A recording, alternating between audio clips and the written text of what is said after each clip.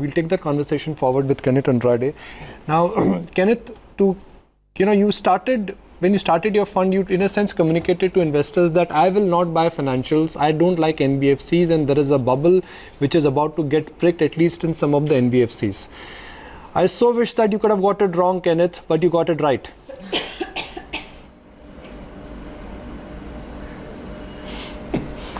Well, it's just the investment process that we go through it all, and in all our conversations right from the start, we've always been mentioning that we like to be early into a cycle, pick that cycle up and just run our way through it. So two elevated parts of the market that have been there for a period of time. One was the financials, and second was the consumer businesses that were there. And those are the two places that we still find our portfolios. We still don't have too much of exposure within our portfolios in these two spaces. So I guess it's just following a methodology that we've been used to in our prior experiences, and just running the format in what we do right now. Okay, so now would you like to revisit that pledge because financials have corrected? Well, Kunj, to be fair, we're not very opportunistic in terms of searching valuations. What we try to do is try to pick a big business cycle and then ride with a business cycle from the bottom end of the cycle, right, and hopefully somewhere in the middle or to the top. So what we've seen right now with financials is we're just seeing a correction of the entire industry. Now, as we move forward, and any business that goes through this kind of correction, in this case it's one particular industry that we're going to see, you'll have a consolidation move, you'll have a business that moves sideways for a period of time, and then you'll have leadership being re-established, some of the smaller players actually finding their feet back again, and then re-establishing themselves back in the entire system. So we'll wait for all of that to happen. We're not, like I said, we're not very opportunistic and just trying to pick for falling valuations. That's not been our style for a long period of time. Right. Kenneth, morning. So how is it that you're reading into the market construct right now? Soon, I think we should be breaching even that 10,000 mark. We're less than 50 points away from it. And it doesn't really seem like there is any end to the pain because global markets have only just about begun their fall.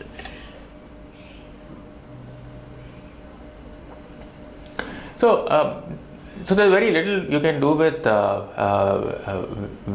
looking at the markets at this point in time, right? Because at the end of the day, what we value a business for is the ability of its potential and the numbers that they actually deliver on the table. And this is a nice time because in the next couple of weeks you'll be inundated with a lot more results. So we try to take ourselves away from the marketplace and just involve ourselves into finding what numbers and where. Because over a period of time, what makes a bottom in the cycle is beyond a certain valuation, markets don't fall. Beyond a certain valuation, stocks don't fall. Are we there right now? I'm not too sure if we're there right now, but we're very, very close. So this is the first time probably for probably the last 2 decades where you've seen a market correction in this structure, in this size, where corporate balance sheets are completely unleveraged. Okay, you've got growth that's happening on the ground, but you're probably not having growth on the consumer and the retail finance part of the entire market. So that seems to be one spot of trouble that was there. But we go through the cycle time and again, and for extended long periods of time. But there's always a opportunity that will surface over the next couple of months, and as long as you're in that part of the opportunity, the next couple of years shouldn't be so much of a problem. I understand what's happening there's a concern of what's happening in the international market, but sooner than later even those contagions actually go past us. So it's just been 2019, which is 2018, which has been a soft spot for all of us. But you also remember this is coming on the back of 5 very, very good years that we've had in equities. So you got to take this in your stride, not just take this in your stride, but you got to tend to believe that after a point in time markets don't fall, and you will get valuation support somewhere down the line. You just have to choose your spaces that you want to be in, and the next cycle will emerge in those spaces. Yet, Kenneth, despite the valuation support for a lot of quality financials which have fallen, you don't want to buy into that fall.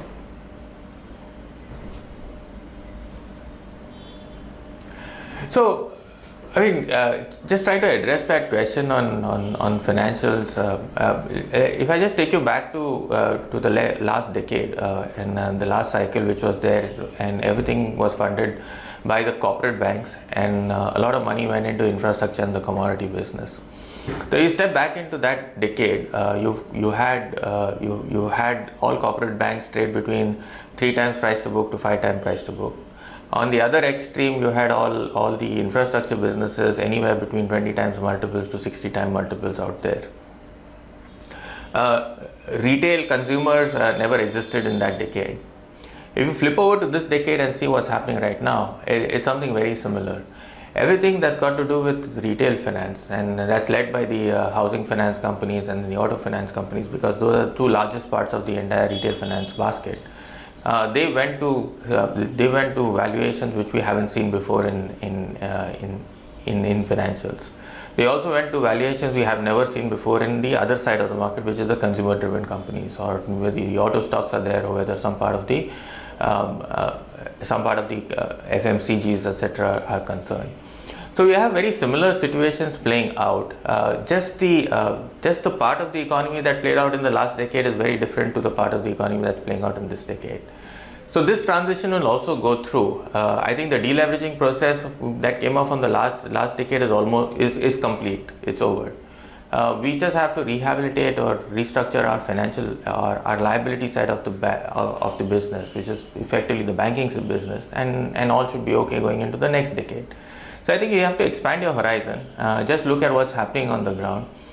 Choose to be in places you want to be, and obviously eliminate places that there are question marks in, and portfolios will behave perfectly well. Kenneth, I'm going to move away from financials and talk about the small cap space or the mid cap space where you normally hunt for ideas. How are you dealing with this kind of an excruciating fall in small and mid cap stocks? Okay, the selling could be led because of NBFCs or liquidity, whatever may be the reason, but small cap stocks are also getting minced in this fall. Some have fallen 20, some have fallen 30, some have fallen 50. There are some stocks which have fallen 70%. So I'm sure you're also feeling the heat of this so-called meltdown or this mincing in small and mid cap stocks. So you can't, so these are all collateral damages that take place when a large part of the market implodes. Now go back to it all and see 40% of your market is actually imploding, or there is trouble in about 40% of the capitalization of the business. All of that will lead to collateral damages with everything that is there on the ground. But that's, I mean, you can look at it from a risk point of view, or you can look at it from an opportunity. In my last experience that we actually came through, I think everything came back to a CAGR of 15% return on portfolios in about 3 years. Okay, so 2008 happened, 2009 was the recovery period, and that was only the recovery period. You just came back flat. Or even negative in 2009, and then 2011 and 12 you didn't even notice that 2008 and 9 actually ever happened to you. So I think that's the way you have to put yourself or to condition yourself to move the entire situation forward. So stocks are down, businesses are down. You've got an opportunity to move your portfolio around to look at the best part of the entire market where you want to be in and where your conviction is highest, and then ride this next cycle. I think markets don't give you these chances too often. I mean, the all-time highs and all-time lows, or highs and lows, are opportunities where you should action a significant part of your portfolio into doing something, and that's what the environment is actually telling you to do. So we're taking this in our stride. Actually, a lot of our portfolio and a lot of our stocks have started behaving very differently from where the market is currently, and we don't think we're in such a bad place, even if we are in the small and mid cap space right now. So where is it, Kenneth, that you see on the screen lies that opportunity right now? You said buy this fear, but what do you buy?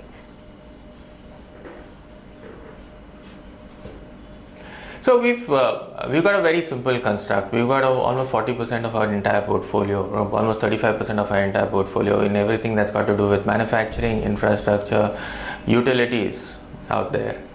Okay, we've not seen valuations like this since 2011 and 12. Absolute debt on some of these businesses are the lowest that they've ever been, and their execution is an all-time high. We've got almost 30% of our portfolio, and this is a carry forward from what we have been doing for an extremely long period of time in 16 and 17, in everything that's got a rural franchise or rural companies that have a rural footprint. I think these are two sweet spots that we are in. Neither of these two sectors have been through any kind of overvaluation that's there. Both these industries are going through massive consolidation phases on the ground because it's extremely difficult to do business in an environment which has actually got no capital coming in. It's got no capital coming in, and second, there's no incremental amount of competitive pressure on the ground. So that dominates our portfolio right now. Of course, we do have a little bit in healthcare. We do have a little bit in some of the media businesses and a couple of them in alcohol stocks. But that's a very tiny part of the portfolio. There we're still beginning to understand that space and actually build a portfolio around those environments. But these are the two dominant parts of our entire portfolio: infrastructure, manufacturing, and all companies with a rural footprint. Now you said rural is one opportunity. What else? I have just missed the first part of the question. You like companies which essentially are dependent on rural sector and where the asset or the wealth or the balance sheet creation is getting up. That's one big theme. But that's your old theme. What is the new theme is what I want to know. So, which is what I said. I mean, we're in manufacturing, infrastructure, and manufacturing and infrastructure. These are two, and this is actually the dominant part of our portfolio right now, and utilities, of course. Immediate follow-up question is, now for any sector to do well, the economy has to do well. For economy to do well, the credit growth has to be strong. NBFCs in a sense were shouldering a lot of credit growth in the system and banks were not lending. Even if banks start increasing the lending, NBFC lending on an aggregate basis will come down. So what kind of impact do you think that will have on sectors which are dependent on credit growth?